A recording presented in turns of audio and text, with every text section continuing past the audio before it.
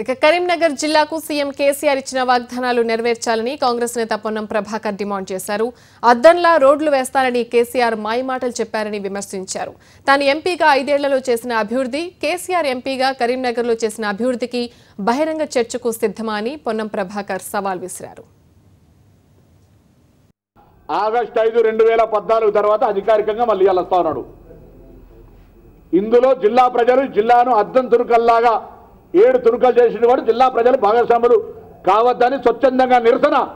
ఎందుకంటే ఆత్మ ఘోషిస్తా ఉంది. మాకు కరీంనగర్ హెడ్ క్వార్టర్లోకి ఏముంది, ఎక్కడానికి ఎలుగందలు దూకడానికి మానేరు లేదని ప్రజలు విలవిలలాడుతుంటే ఇటువంటి పరిస్థితుల్లో జిల్లా ప్రేమ జిల్లా మేము అడుగుతాం. మనం ఆనాడు సీమాంధ్రతో ఎందుకు కొట్లాడినాం? మా నిధులు, మా నియామకాలు, మా హక్కులని. ఇలా మా జిల్లాకు సంబంధించి ముక్కలు చేస్తావు. మా జిల్లాకు రావాల్సిన మెడికల్ కాలేజ్ సిద్దిపేట పెట్టుకుంటావు. సిద్దిపేట నీకు ప్రైడ్ జిల్లా. సిద్దిపేట కేసీఆర్ స్పీచ్ రికార్డు ఉంది.